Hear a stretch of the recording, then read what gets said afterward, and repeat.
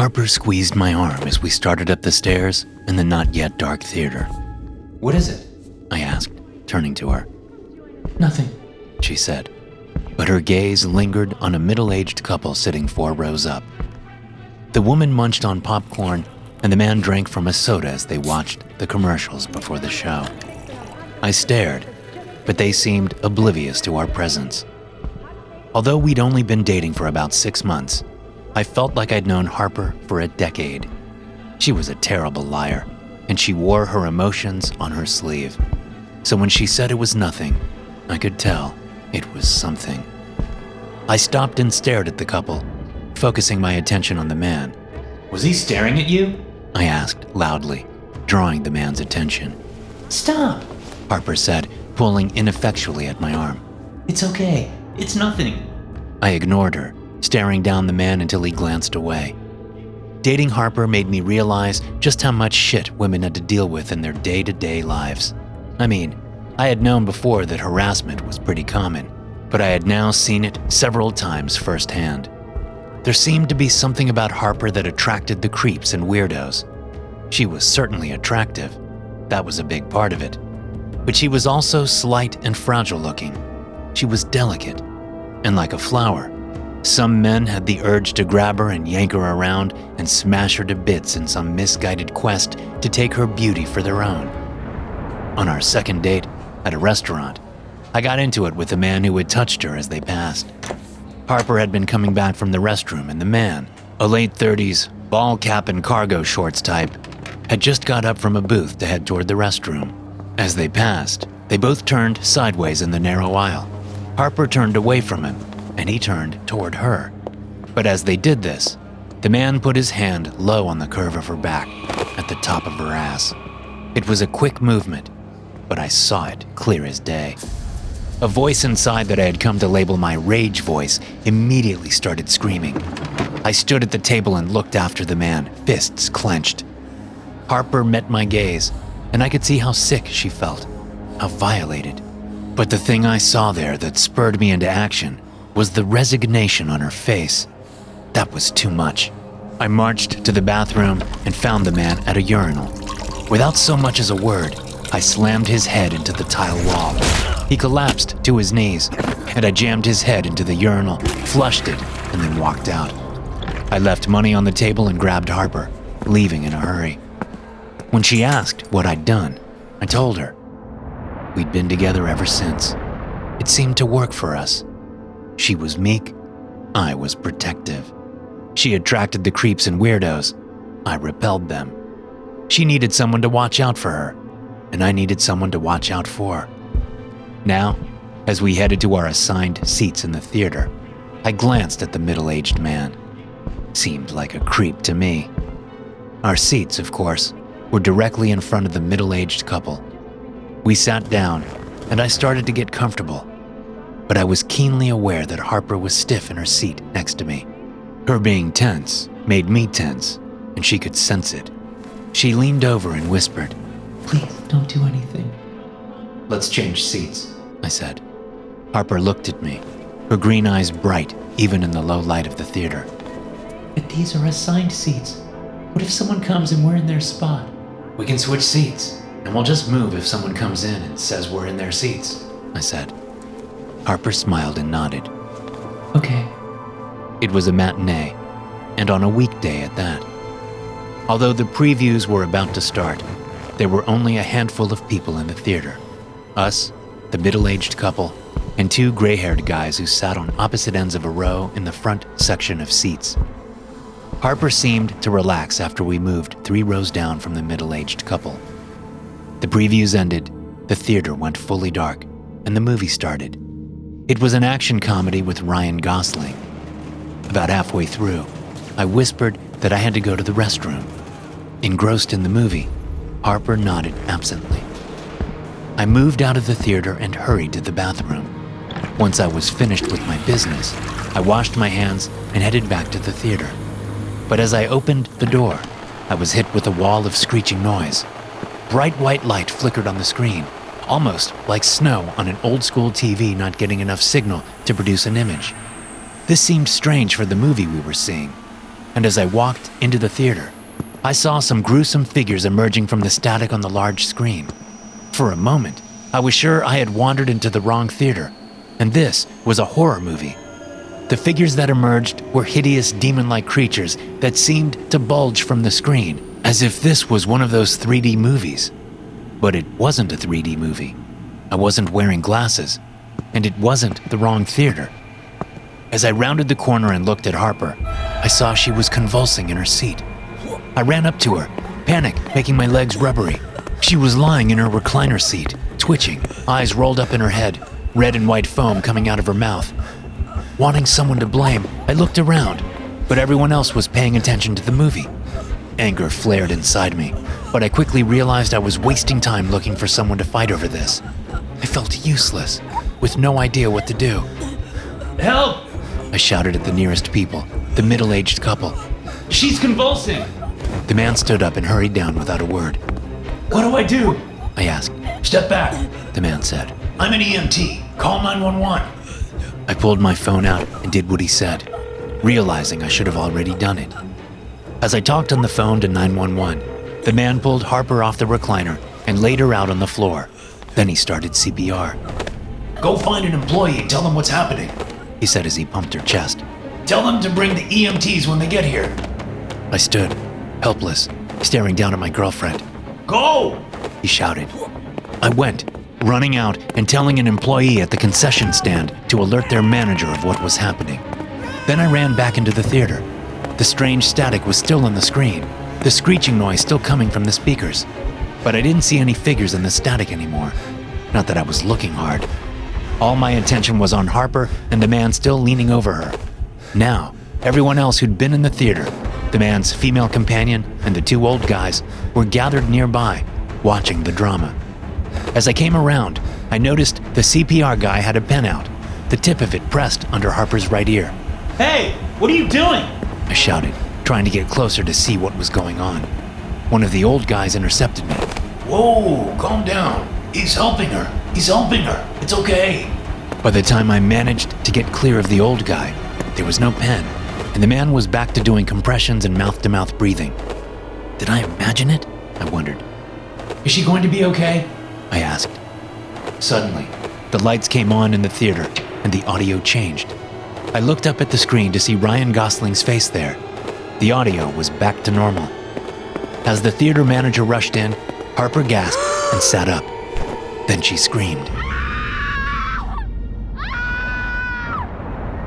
I sat slumped in a chair next to Harper's hospital bed as she slept. The paramedics had sedated her in the movie theater because she wouldn't stop screaming and flailing around. She'd even hit one of the two medics before they decided to sedate her so they could get her out to the ambulance and then to the hospital. I had tried to help get her calmed down, but when her feverish eyes landed on me, I saw no recognition in them. Her screams ripped through my heart, and I found myself standing on the stairs nearby, shaking like a scared puppy, hands clamped to my ears. The fright I felt had only faded slightly in the hours since, mostly because the doctors didn't seem to know what was wrong with her. They wouldn't let me come back into the operating room, so I sat in the ER waiting room for about an hour before someone came out to talk to me. What kind of drugs was she on? Was the first thing the gray-haired female doctor asked. Drugs? I asked, standing up. None that I know of. The doctor cocked an eyebrow in disbelief. What are you implying? I said, the rage voice clearing its throat. She doesn't do any fucking drugs, okay? We'll see about that when the blood work comes back. The condescension dripped off her like blood from a surgeon's tools. I stepped toward the lady, my rage voice unable to stay quiet. The fuck did I just say to you? She's not on any drugs. The woman smiled at me. You better step away, or you'll be in the back of a squad car so quick you'll wonder what happened to your bright future. My first instinct was to stare her down, but logic got the better of me, and I stepped back. That temper of yours is going to get you into trouble, she said. I suggest getting some help. Gee, thanks for the input, Doc. Now, can we get back to my girlfriend? The woman sighed. She on any medication? Just birth control. She okay or what? She's stable now. You should call any family she has. Let them know what happened. She might need some help after this." "Why?" I asked. "What's wrong with her? What the hell happened?" The doctor sighed again and took off her glasses to clean them on her scrubs. "As far as we can tell, she suffered a severe mental break brought on by some kind of drug use. We won't know what kind until we get her blood work back." "Mental break?" I asked, shaking my head. "That doesn't sound right. She seemed fine." "They always do," the doctor said as she turned to leave. I sat in the waiting room, realizing that I didn't have any way to contact any of Harper's family members. They lived in Florida, and she didn't seem close to them. I had never met any of them, and I didn't have their phone numbers. In fact, I could only remember her talking about her parents twice, both times after I asked her about them. It was a subject she didn't seem to want to broach on her own. Eventually, a nurse came and told me they were moving her up to a different floor for monitoring overnight. That was a good 3 hours ago. Now, as I sat slumped in the chair by her bed, I wondered what had happened. As far as I knew, she didn't have a history of mental illness. But this whole thing was making me realize there was a lot I didn't know about Harper. I just wanted her to wake up and be okay. That was the most important thing. It was now the middle of the night, and as the monitoring machinery blipped and beeped, I grew tired. Visiting hours were technically over, but the nurse had made an exception for me because Harper didn't have anyone else coming. I rested my head on the back of the padded chair and closed my eyes. As sleep took me, the strange demonic figures that had been on the theater screen played in my head, painting my dreams with darkness. I awoke to the sound of huffing. At first, I thought something was wrong with Harper. I stood up from my chair and leaned over her, but she was still sound asleep, breathing slow and steady. Looking around the dark hospital room, I realized I must have been the one breathing heavily. The huffing had stopped, but it didn't make much sense because I wasn't out of breath. I straightened, wincing at the twinge in my lower back from sleeping in the chair. I kept my phone in my pocket, not wanting to look at the time, dreading calling my boss in the morning to let her know I wouldn't be in. I knew she wouldn't be happy about it, and that she'd try to browbeat me into coming in anyway. I was afraid of what I'd say to her over the phone. I had been fired from more than one job for yelling at my boss, but I wouldn't leave Harper. No way. I moved to sit back in the chair, but the pressure in my bladder made me think better of it. I headed to the bathroom instead, groggy with sleep and concern for Harper. I opened the private bathroom door and let my eyes adjust, not wanting to turn the bright lights on. I was hoping to get a little more sleep before the day started, and I didn't want bright overhead lights making that harder for me. Sleep was king in my book, and I knew I wouldn't be able to function well under stress if I didn't get as much of it as I could. Whenever I was tired, that rage voice was loud in my head. The porcelain toilet sat in the back left corner of the bathroom. The back right corner was obscured by a wraparound shower curtain on a track in the ceiling. There was no other divider between the shower area and the rest of the bathroom, eliminating obstacles and making it easy for injured or infirm people to bathe or be bathed. Closing the door behind me, I tottered over to the toilet, lifted the lid, and then unzipped my fly. Just as the stream of urine hit the toilet water, the unmistakable sound of huffing came from behind the shower curtain to my right. My skin prickled with fear, and it felt like my neck joints hadn't been used in years as I turned my head to look at the pale blue plastic curtain. I couldn't tell from the sound whether it was a male or female making the noise, but I felt certain that whoever was doing it would soon pass out if they didn't stop. It was the sound of someone hyperventilating. My mouth came open of its own accord, and the word hello started to form, but I slammed my jaw shut before any sound could escape. I didn't want whoever was in there to hear me, which was ridiculous because I was still urinating, my stream splashing off the toilet rim and getting all over the place. With some effort, I stopped urinating and tucked myself away. I wanted nothing more than to get out of the bathroom and find a hospital employee to deal with whoever had snuck into Harper's room while I was asleep. But as I turned toward the door, the huffing noise changed, growing raspy. It sounded as if the person in the shower was about to hack up a lung. I fixed my gaze on the curtain, curiosity and concern battling my fear. A moment passed, and the awful raspy huffing turned wet, like someone drowning on dry land. I thought of pneumonia. Didn't pneumonia fill the lungs with fluids? Could some poor old woman be in the shower, delirious, having wandered from her room? Concern won out and overcame my fear. I stepped to the shower curtain and pulled it back gently, peeking inside.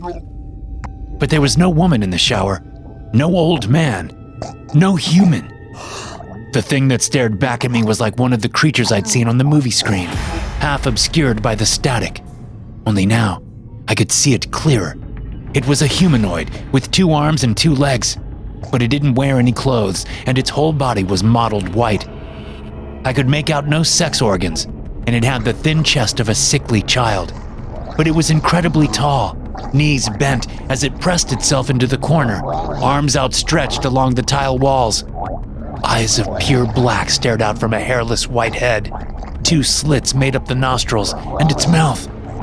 As it huffed wetly, chunky black liquid came out of its gaping, too wide mouth and flowed down its chin. So far, it hadn't noticed me, but its eyes suddenly darted up from where they'd been fixed on the floor and came to rest on my face. It stopped huffing, falling completely silent. Its wide mouth stretched into a grin, the black goop still sliding out. Its long, sharp fingers dug into the walls, breaking through the tiles with ease. It launched itself at me. I pulled the shower curtain closed as I turned to run, and the creature barreled into it, ripping the flimsy plastic from the metal clips affixed in the track on the ceiling. Just a moment after I slammed the door behind me, the creature crashed into it. The wood vibrated with the impact, but the handle didn't turn, and the door stayed closed. Help! I yelled, sounding pathetic. Someone help me! I was vaguely aware that my ever-reliable anger had deserted me as soon as I laid eyes on that creature. After a few moments, a female nurse rushed in, flipping the lights on and looking at Harper. What? What's wrong? There's someone in the bathroom. They tried to hurt me, I said, still pressed against the bathroom door, holding onto the handle. The nurse immediately called security. By the time the security guys came into the room, the bathroom had been silent for several minutes. In fact, it had been silent since that first crash into the door. I stepped back and let the security officers take over. At first, they tried to talk through the door, but when they received no response, they opened it and stepped back. Nothing happened. And from where I was standing, I could see that the shower curtain was still intact. It hadn't been ripped down. The 2 security officers and the nurse all looked at me like I was crazy. I thought they all had a point. Harper was sullen as we left the hospital about 25 hours after she'd been admitted. She seemed in a daze, which I chalked up to the drugs they'd given her. I had the name of a psychiatrist recommended by the hospital, but the doctor refused to give me any further information, saying it would violate HIPAA laws. When I asked whether Harper had any drugs in her system at the time of the incident, the doctor shook her head and said she couldn't answer. Talk to Miss Pierce about it, she'd said. So that's what I decided to do as we rode home in the back of an Uber, since I'd left my car at the theater when I rode with Harper, the ambulance, yesterday. Harper stared out the window, the overcast sky giving the city a somber feel. I reached across and grabbed her left hand. She jumped, whipping her head toward me as if she'd forgotten I was there. But when her eyes landed on me, she relaxed a little. "Are you okay?" I asked. "What do you remember?" Harper shook her head. "Not much. I was watching the movie, and then something happened and I was surrounded by all these people, I guess. They were grabbing me. They put something in my mouth." I thought of the man who dragged her out of her chair and did CPR on her, and of the 3 other people who'd gathered around her after I went to tell the theater employee about the incident. For the first time since yesterday, I remembered the pen that the middle-aged man had held pressed under Harper's ear when I'd come back into the theater. What the hell was that about? I swallowed, trying not to think about my experience in the bathroom last night. Is crazy contagious? I thought wildly for a moment before getting my mind back on track. "Do you, take drugs?" I asked lamely. "What?" Harper asked. "What do you mean? Like illegal drugs?" "I mean any drugs. The doctor said something yesterday. I mean, are you on any medication? When they asked me yesterday, I said I didn't know. That's important in emergencies. They need to know if you're on any so they can treat you properly." It was a lame save, and Harper knew it just as well as I did. But she let it go, turning to look out the window again. The driver glanced into the rearview mirror surreptitiously, clearly listening to our conversation. "I'm not on any drugs, other than birth control, of course." "I didn't think so," I breathed. We fell silent. The car turned into our neighborhood. 5 minutes later, we stepped into the living room of our second-floor apartment. I shut and locked the door behind us. Harper walked over and collapsed onto the couch, face in a pillow, and started sobbing. I don't know what's wrong with me, she said, her voice muffled. I sat down on the edge of the couch and rubbed her back, saying nothing because there was nothing I could say. Eventually, she fell asleep. I got up from the couch, leaving her to sleep. I had planned to go get my car, but I didn't want to leave Harper alone in this state, and certainly not while she was sleeping. I also didn't want to wake her up. I pressed my hands against my lower back and stretched it out, trying to massage the kink out of it from the poor night's sleep. Thinking there wasn't much of anything to do since I'd called out from work, I decided I would take a nap too. As I moved past the kitchen and toward the only bedroom, I could have sworn I heard a familiar huffing sound. I stopped, staring at the closed bedroom door. Why is it closed? I thought. We never close it unless we're sleeping. Listening hard, I heard no huffing. This is stupid, I told myself. Get it together. I opened the bedroom door and found it just as we'd left it. The bathroom was off to my right, the bed straight ahead, the closet to the left. Harper's side of the room was messy with clothes. Mine was cluttered with books. We made a hell of a pair.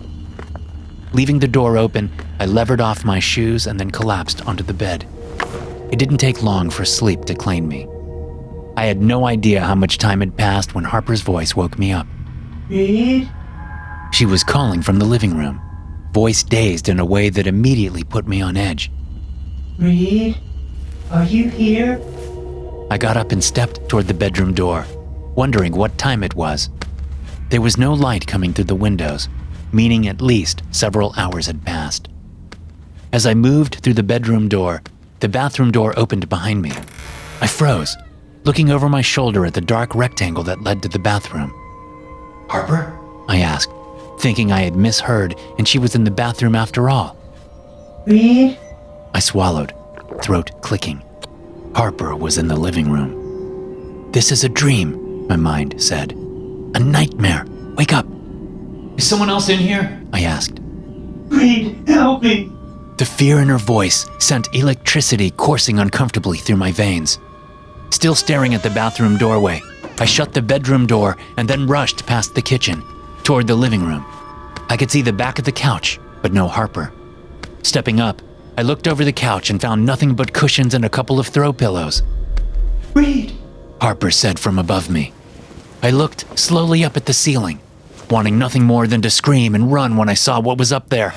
Grotesque, deformed hands with white-gray skin extended from the ceiling, grabbing Harper by the arms, legs, and body, pinning her to the ceiling. Her hair hung past her ashen face as she stared down at me. Help! A new hand formed out of the ceiling above her head, reaching down and grabbing hold of her hair. It yanked her head backward, snapping her neck with a series of crunches. I screamed and reached up for her as the bedroom door burst open, and the creature from the hospital bathroom rushed out and tackled me over the couch and into the wooden coffee table. Flailing on the floor between couch and coffee table, I screamed and fought, suddenly realizing I was fighting against nothing. I spun around and saw Harper lying on the couch, face down, head turned, eyes open. There was no creature and no hands reaching out of the ceiling. Still, I thought Harper was dead. Wake up! I said, scrambling to my knees next to her. Wake up! Her eyes stayed open, and her skin was warm to the touch. I felt for a pulse and found one, strong and steady. Then I inspected her neck, seeing that it wasn't broken. Harper? I said, shaking her. Wake up! She just stared blankly, not waking up, not doing anything. Through tear-blurred eyes, I looked up at the ceiling, like peering to the heavens for guidance. That was when I noticed the body-shaped dent in the ceiling, right where I'd seen Harper in my dream. 2 hours later, I was back in the ER waiting room for the second time in as many days.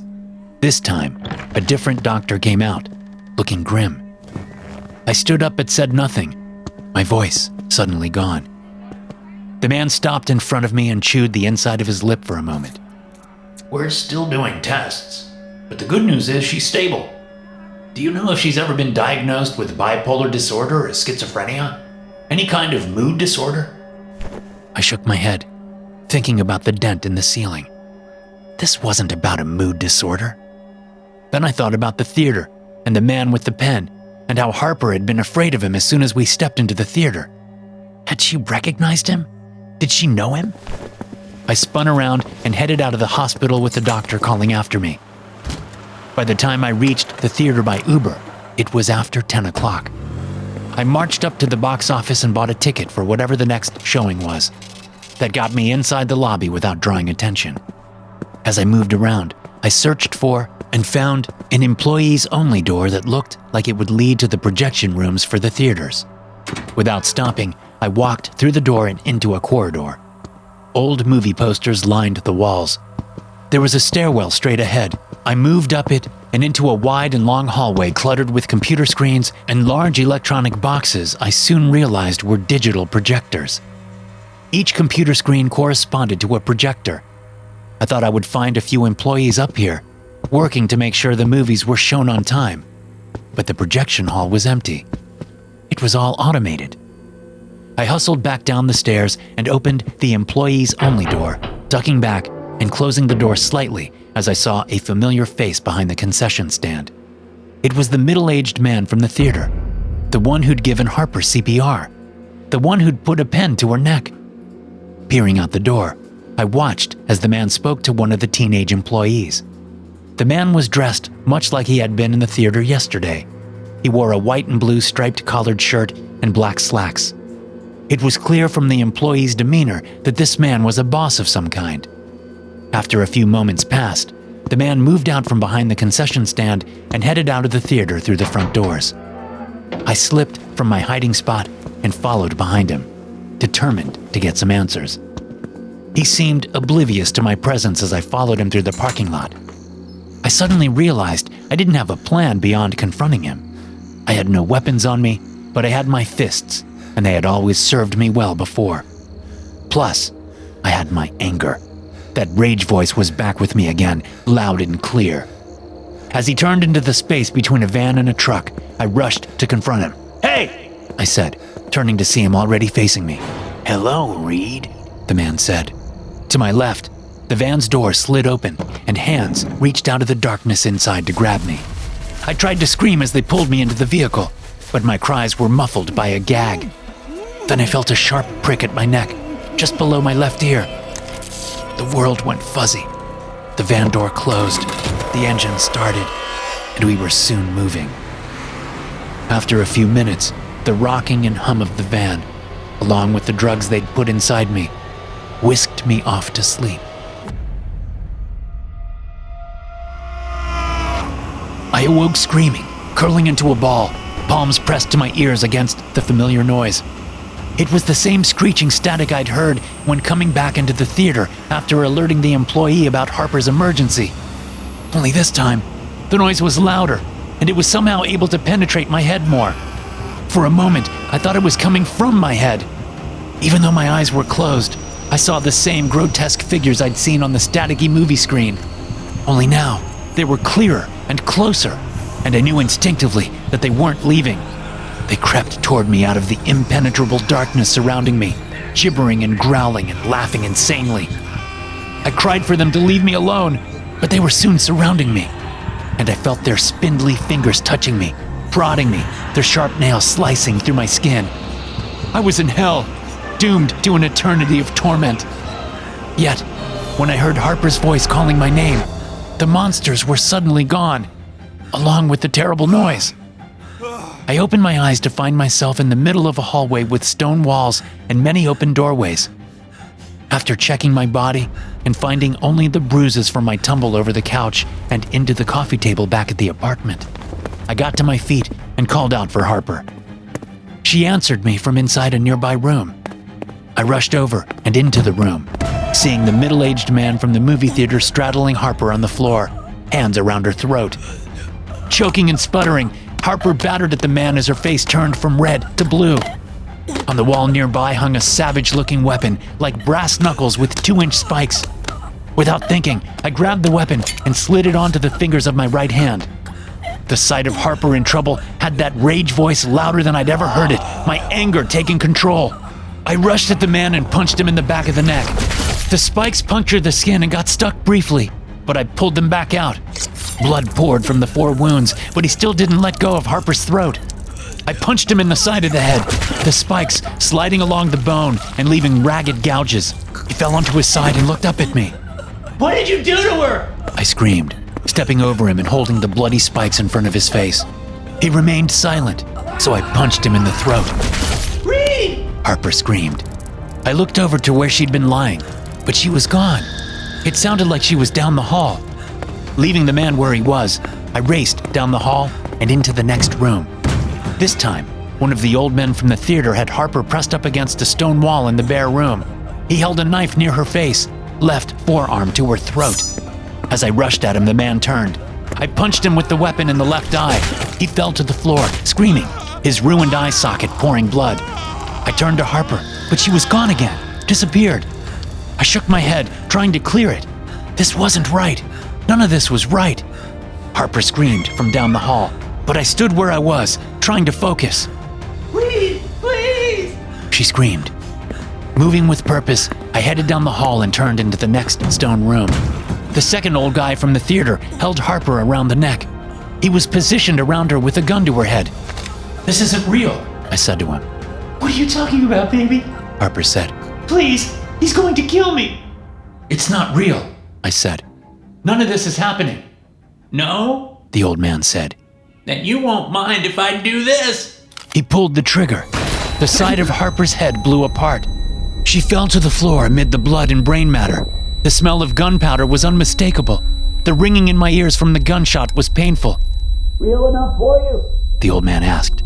I shouted and raced toward him, batting the gun away with one hand and punching him in the mouth with the weapon. The spikes pierced his lips and shattered his teeth. He fell like a dummy, and I got on top of him, punching his head with the weapon. Blood splattered me as his face turned into a gory mess, but I kept punching, yelling all the while. Finally, after several minutes, I collapsed, breathless, and looked at Harper's dead body. Only it wasn't Harper. It was the middle-aged woman from the theater, the one who'd been with the man who did CPR. What the fuck is going on here? I asked myself. Then the old man's body began to twitch. His ribcage bulged against his golf shirt, expanding and contracting with crunches and cracks. It bulged violently, and the shirt ripped, followed by the skin. His ribs folded open, blood spewing out as a grotesque white-skinned demon emerged from inside. It was about the size of a small child, but it grew before my eyes as it crawled out of the man's ruined body. It turned toward me, chittering as it grew. That old, reliable rage surged inside, and I lunged toward it, not caring if I lived or died. I was half certain this was all a nightmare of some sort. It couldn't be real, so why not get crazy with it? Why not kill them all? As I punched at the demon with the strange weapon on my right hand, it swiped at me with its claws, tearing my chest open. I connected, piercing its skull. Black blood that smelled like the contents of a porta potty at a summer music festival spewed from it. The pain of my injuries drove me into a frenzy, and I smashed the creature's head apart, much as I had the old man's. When I was done, covered in its stinking insides and huffing against the cool stone wall, I surveyed the damage, my senses coming back to me. Where was Harper? It's a nightmare, dummy, that rage voice said. "Nightmares don't make sense." But I looked down at the gashes in my chest. I touched them gingerly, wincing at the pain. This was no nightmare. The demon's body twitched, drawing my attention. Its chest bulged. "Not again," I muttered. My words had no effect on the situation. My dismay did nothing to stop the creature's chest from expanding and then ripping open. Only this time, instead of one creature crawling out, 2 of them came squirming out of the black goo. As they grew, seemingly faster than their predecessor, I lurched to my feet and ran out of the room. I glanced to my left, back toward the rooms I'd already been in, and saw 2 full-grown creatures in the hall. One of them crawled along the ceiling toward me, head distorted and joints crackling as it moved. The other one stood in the center of the hall, huffing, just like the one I'd encountered in the hospital bathroom. I searched for that rage voice, but it was nowhere to be found. My anger had abandoned me, and maybe it was for the best, if killing one of these things meant that 2 more would be born. Turning toward unexplored territory, I decided that it was time to run. The creatures chased me as I bolted down the hall, looking for an exit. I realized that none of the rooms I'd been in had windows. So as I passed the other rooms of the hall, I glanced in, seeing that none of them had windows either. The hallway took a sharp right turn and then a left before ending at a pair of heavy wooden doors. Having nowhere else to go, I pushed through the doors. Harper stood in the middle of the cavernous room, wearing an elaborate black and red gown, hands held primly behind her back. Fake candles flickered on ornate pedestals lining the walls. A projector whirred in the corner, projecting the creature footage I'd seen in the theater. Speakers sat on the stone floor, but there was no audio to accompany the footage. I took all this in as I turned around and slammed the doors on the approaching creatures. I leaned against the wood, expecting them to crash into the doors, but they didn't. "Thank you, Reed," Harper said. "I couldn't have asked for a better partner." I turned and looked at Harper. The words, "We need to get out of here," not quite forming in my mouth. Instead, I stuttered. What? "You and me," she said, moving toward me with her hands behind her back. "we're partners. We've done this thing together, and now it's time to seal our bond for eternity." I took a couple of steps toward her, really studying her now, studying the dress, the way her eyes looked in the flickering LED candlelight, the projection on the walls behind her. She stopped in front of me, close enough to embrace. She noticed me looking around. "I know, it's a little much, but I'm a bit of a traditionalist in some ways. It's what attracted me to black magic in the first place. The intrigue, the darkness, the candles. But I wasn't about to have real candles in here. That would have been too much smoke.